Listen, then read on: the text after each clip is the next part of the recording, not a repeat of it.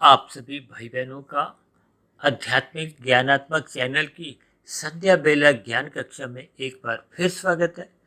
आज की चर्चा का विषय है आपके जीवन का संचालन, जिसका अभिप्राय है कि आपका हमारा जो स्थूल शरीर है, उसकी कर्मेंद्रियां हैं, उसकी जो ज्ञानेंद्रियां हैं, वो किस दिशा में चलती हैं, वो किसके अधीन है? ये मन बुद्धि के अधीन है। मन बुद्धि सूक्ष्म शरीर का हिस्सा है और मन बुद्धि में देखिए, मन भी बुद्धि के अधीन माना गया है। और बुद्धि आपकी हमारी कैसी होती है? जैसी हम बना लेते हैं। हम प्रकृति के 3 गुणों में तमोगुण, रजोगुण और सत्वगुण जिसका अधिक संग करते हैं, फिर वैसी वैसी आपकी हमारी बुद्धि बढ़ जाती है। अब तमोगुण से 10 गुना अच्छा रजोगुण है, रजोगुण से 10 गुना अच्छा सत्वगुण है। इसलिए हमें अपनी सात्विक बुद्धि बनानी चाहिए, तभी आपके हमारे स्थूल शरीर की जो कर्मेंद्रिय ज्ञानेंद्रिय सही दिशा में संचालित होती है। यानी आपकी हमारी जो बुद्धि है वो प्रकृति के 3 गुणों में जिस गुण का हम अधिक संग करते हैं, वैसा ही फिर आपका हमारा संस्कार बनते हैं, स्वभाव बनता है। और बना हुआ स्वभाव ही आपके हमारे स्थूल शरीर को संचालित करता है। इसलिए हम सभी भाई बहनों को ब्रह्म मुहूर्त का संग करना चाहिए, ताकि आपका हमारा स्वभाव सुधरे। अक्सर ऐसा माना जाता है कि आपकी हमारी जो दिनचर्या है या आपके हमारे जीवन की जो एक दिशा है, वो आपके हमारे बने हुए स्वभाववश ही चलती है। स्वभाव का अभिप्राय देखिए, प्रकृति के 3 गुणों से है। प्रकृति के जो 3 गुण है, तमोगुण, रजोगुण और सतोगुण, इन 3 गुणों के देखिए अलग अलग लक्षण हैं। इन गुणों का हम अपने जीवन में जैसे जैसे संग करते हैं, उस संग का जो एक रंग आपके हमारे अंतःकरण में, मन बुद्धि अहंकार के फलस्वरूप जो एक कारण शरीर में संस्कार बनते हैं, स्वभाव बनता है, उस बने हुए स्वभाव से ही आपके हमारे मन बुद्धि में विभिन्न प्रकार की क्रियाएं होती हैं, विचार आते हैं, वृत्तियां जागती हैं, जिसको अक्सर मैं अपनी चर्चाओं में देखिए फुर्नों का भी नाम देता हूँ। तो ये सभी स्थितियां सभी के मन में देखिए चलती रहती हैं। फिर यही मन की जो स्थितियां हैं, आपके हमारे जो स्थूल शरीर है, उस स्थूल शरीर की देखिए कर्मेंद्रियां भी हैं, ज्ञानेंद्रियां भी हैं। कर्मेंद्रियों द्वारा हम नए कर्म करते हैं और ज्ञानेंद्रियों द्वारा हम 5 भोग्य विषयों के सुख भोगते हैं। बस इसी कर्मेंद्रियों और ज्ञानेंद्रियों के दौरान ही हम जैसे जैसे अपने जीवन को चलाते हैं, उसके फलस्वरूप आपका हमारा एक जीवन बनता है, कर्माशय बनता है, नए संस्कार बनते हैं। और जैसी जैसी स्थितियां आपके हमारे कारण शरीर में बढ़ती जाती हैं, और मरते समय, क्योंकि स्थूल शरीर हम सभी के देखिए एक निश्चित आयु लेकर आए हैं। ऐसा कोई मनुष्य नहीं है कि जिसने जन्म लिया उसकी आज तक कभी मृत्यु नहीं हुई। ये तो प्रकृति का एक नियम है। इस नियम से हम बंधे हुए हैं। यानी मनुष्य अपने जीवन में जैसी जैसी स्थितियां कारण शरीर में बना लेता है, फिर मरने के बाद बने हुए कारण शरीर की जैसी जैसी स्थितियां होती हैं, कैसा कर्माशय है, उस कर्माशय में देखिए पाप कर्म कितने हैं, पुण्य कर्म कितने हैं।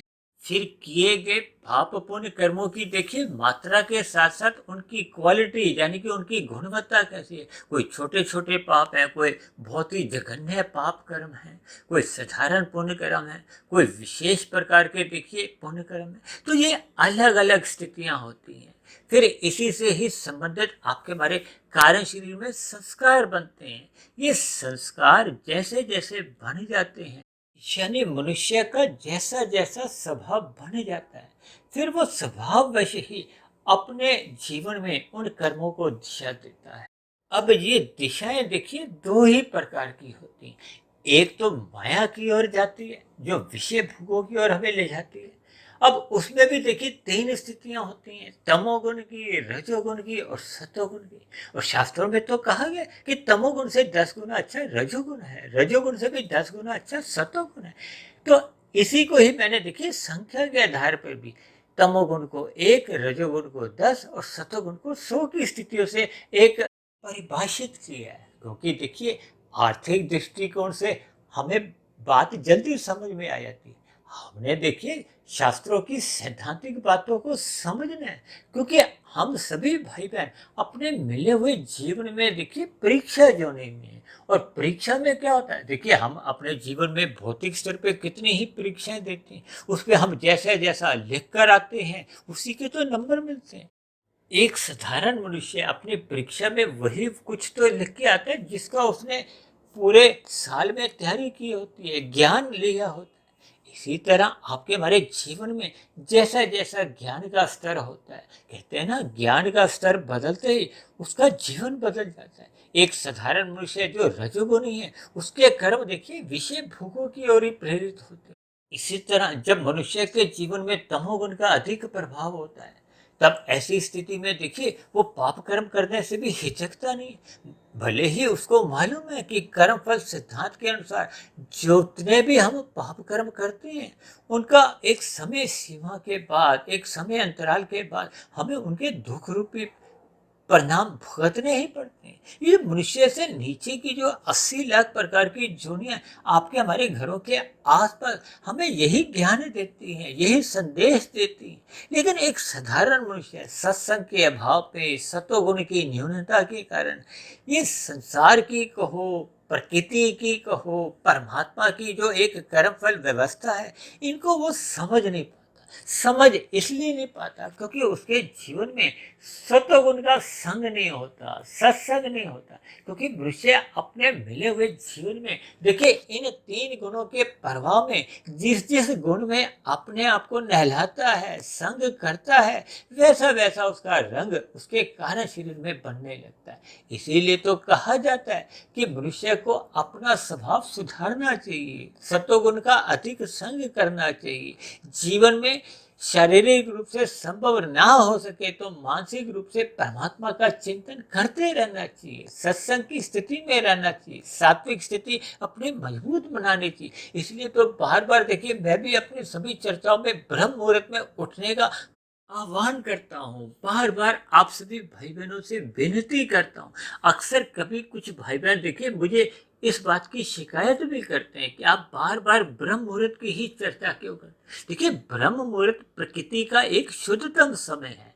आर्थिक दृष्टिकोण से भी देखिए, जब आपके सामने 1 का सिक्का पड़ा हो, 10 का सिक्का पड़ा हो, 100 का नोट रखा हो, 2000 का नोट रखा हो, तो आप आर्थिक दृष्टिकोण से भी देखिए 2000 का नोट उठाना पसंद करते हो।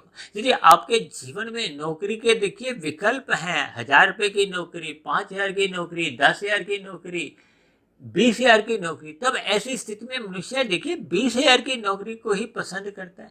लेकिन प्रकृति के इन 3 गुणों में अक्सर मनुष्य धोखा खा जाता है, अपने मिले हुए जीवन को एक महत्व समझ नहीं पाता। क्योंकि मनुष्य जोनी तो आपको हमें सत्वगुण बढ़ाने के लिए मिली है। सत्वगुण को बढ़ाने के उपरांत ही हम उस विशुद्ध सत्वगुणी सत्ता भगवान से जुड़ सकते हैं, क्योंकि आनंद स्वरूप है। आत्मा किसी भी स्थिति में देखिए, जब हम मोक्ष की स्थिति में भी यदि पहुंच जाते हैं तो आत्मा कभी भी आनंद स्वरूप नहीं बनती। आत्मा सदा ही ज्ञान स्वरूप रहती है। वो तो देखिए मोक्ष काल की अवधि इतने अरबों वर्षों की होती है कि बहुत लंबे समय का वो समय होता है। इसलिए वो स्थिति विशेष में हम आनंदमय स्थिति में रहते हैं। इसीलिए तो कहा जाता है ये जो जन्म मरण का जो बंधन है, ये जो आपको मैं बार बार जो जन्म लेने पड़ते हैं, उसके पीछे का कारण क्या है? आपको मेरा कारण शरीर, देखिए स्थूल शरीर की मृत्यु जो सभी की हो जाती है।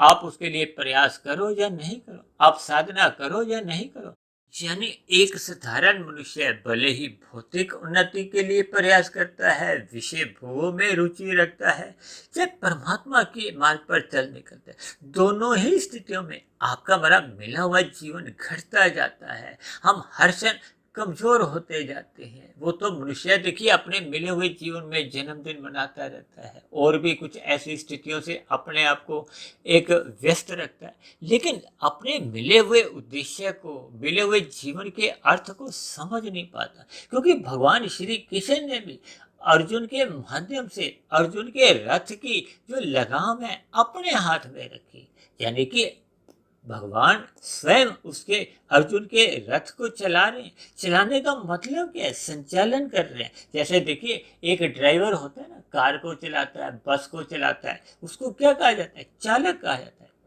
अब संचालक को चालक को ये एक ही बात है। देखिए हवाई जहाज चलता है, समुद्री जहाज चलते हैं, ये इनके पीछे एक गति देने के लिए एक ड्राइवर होता है। अब ड्राइवर को जैसा जैसा ज्ञान होता है, देखिए जिसको कार चलाने का ज्ञान ही नहीं है, यदि आप उसको कार चलाने के लिए चाबी दे देते हो तो वो ज्ञान के अभाव में वो तो दुर्घटनाएं कर देते।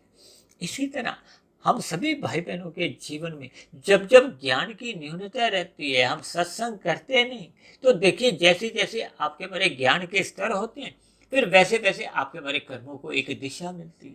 जब मनुष्य कर्मफल सिद्धांत को ही समझ नहीं पाता, कर्मफल सिद्धांत को जब हम समझ नहीं पाते, तभी तो मनुष्य देखिए पाप कर्म करता है। यदि कर्मफल सिद्धांत को ही समझ जाए, जब हम आज 1 रुपए का सुख छीन कर ले रहे हैं और भविष्य में हमें देखिए उस 1 रुपए के लिए गए भोगे गए सुख के बदले में हमें देखिए 10 रुपए वापस करने होते हैं, 100 रुपए वापस करने होते हैं। जब मनुष्य को ऐसा ज्ञान मिल जाता है, तब ऐसी स्थिति में फिर वो पाप कर्म करने से बचता है।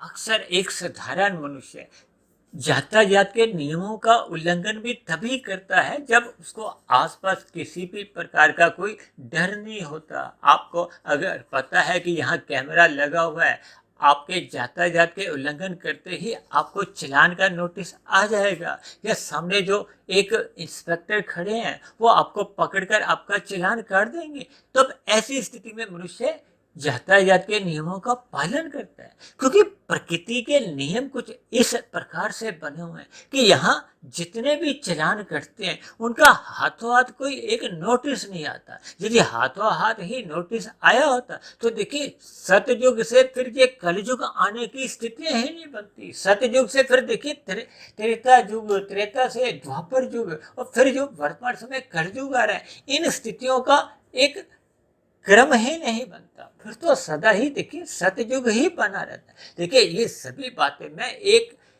भावार्थ रूप में समझा रहा हूँ, ताकि हम शब्दों को पकड़कर ज्ञान नहीं लेना, हमने देखिए उन शब्दों के पीछे जो ज्ञान छिपा हुआ है उसको समझना है। उसको समझकर अपने जीवन की जो भाग दौड़ है वो गुरु के हाथों में देनी है, शास्त्रों के अधीन रखनी है, परमात्मा के हाथों में रहते हुए हमने अपने जीवन को एक गति देनी है, ताकि ये जो जन्म मरण का जो एक बंधन है, इस जन्म मरण के बंधन से हम छूट जाए। क्योंकि भगवान श्री कृष्ण ने इस जगत को दुखालय नाम से संबोधित किया। यहाँ त्रिविध ताप सदा बने रहते हैं। भले ही देखिए हम सभी भाई बहनों को अपने किए गए कर्मों के आधार पर ही सुख दुख रूपी फल मिलते हैं। अनुकूल परिस्थितियों को सुख माना जाता है, प्रतिकूल परिस्थितियों को दुख माना जाता है, लेकिन फिर भी ये जीवन देखिए एक दुखमय है। इसलिए हम सभी भाई बहनों को उस आनंद स्वरूप सत्ता यानी कि भगवान की अपनी सम्मुखता बढ़ानी होगी, और ये सम्मुखता देखिए तभी बन पाती है जब हम सत्वगुण में रहने का अपना एक स्वभाव बना लेते हैं। क्योंकि आपके हमारे जीवन में देखिए 80-90% की जो एक दिनचर्या है वो स्वभाववश ही होती है। अक्सर देखिए स्वभाव में क्या माना जाता है कि आपको हमें कोई मेहनत नहीं करनी पड़ती, स्वभाव बन जाने के बाद वो कार्य अपने आप ही प्रकृति की व्यवस्था से कहो वो अपने आप ही होने लगते हैं। उसको परमात्मा की एक व्यवस्था को, परमात्मा की एक शक्ति मानो, किसी भी तरह से आप समझ ही सकते हो कि जब किसी को देखिए एक कार्य करने का एक आदत बन जाती है, स्वभाव बन जाता है। अब सर्कस में भी तो आप देखते हो ना, कोई मनुष्य विशेष प्रकार के कार्य बड़े आसानी से कर जाते, क्योंकि उनको अभ्यास हो चुका हुआ, उनका स्वभाव बन चुका होता है। इसी तरह देखिए जब मनुष्य का पाप करने का एक स्वभाव बन जाता है, अब स्वभाव बनते बनते वो इतना नीचे गिर जाता है कि मरते समय उसके संचित कर्मों में देखिए पुण्य कर्म तो लगभग समाप्त हो जाते हैं या न्यून स्थिति में पहुंच जाते हैं, और पाप कर्मों एक विशाल स्थिति में होने पे फिर मनुष्य के मरने के बाद नीचे की ये जो 80 लाख प्रकार की जो है, फिर वो बहुत ही नीचे की जोनियों में उसको भटकना पड़ता है। फिर वहां से दुख भोगते भोगते चाहे लाखों जन्म लेने पड़े, करोड़ों अरबों खरबों, उसकी कोई गिनती नहीं है। क्योंकि मनुष्य जोनी तो आपको हमें तभी मिलती है जब संचित कर्मों में पाप और पुण्य कर्मों की तुल्यता होती है, और ये जो जन्म मरण के बंधन से तभी मुक्ति मिलती है जब स्थूल शरीर के रहते रहते हम अपने कारण शरीर को समाप्त कर लेते हैं। इन सभी स्थितियों को ध्यान में रखते हुए हमें अपने मिले हुए जीवन में सत्वगुण का अधिक संग करना है, गुरु की आज्ञा में रहना है, शास्त्रों को हमें बार बार अध्ययन करना है, पढ़ते रहना है। तभी तो हम परमात्मा की ओर सम्मुख होते हैं। यदि आपका मेरा सत्वगुण ही कमजोर हो जाता है तो फिर परमात्मा के प्रति आपके मेरी कोई रुचि, कोई जिज्ञासा जागती नहीं है। जब तक परमात्मा से प्रीति नहीं होती तब तक हम उसको पाने का कोई अपने जीवन का लक्ष्य नहीं बनाते। इसलिए मेरी आप सभी भाई बहनों से विनती है कि अपने मिले हुए जीवन की भागदौड़ को हो या जीवन की जो एक संचालन है या भागदौड़ की जो एक लगाम है वो परमात्मा के हाथ में दे देनी चाहिए। जैसा कि भगवान श्री कृष्ण ने ही अर्जुन के रथ की लगाम स्वयं के हाथों में लेकर यही एक संदेश दिया। तो इन्हीं शब्दों के साथ आज की चर्चा विशेष को अब हम यही विश्राम देते हैं। कल सुबह फिर मिलते हैं ब्रह्म मुहूर्त उपदेश कक्षा में। तब तक अपने आध्यात्मिक मित्र सुधीर भाटिया फकीर को आप इजाजत दें। आप सभी भाई बहनों को बहुत बहुत शुभ रात्रि और सुबह ब्रह्म मुहूर्त में उठने के लिए आप सभी भाई बहनों को मेरी ओर से बहुत बहुत शुभकामनाएं।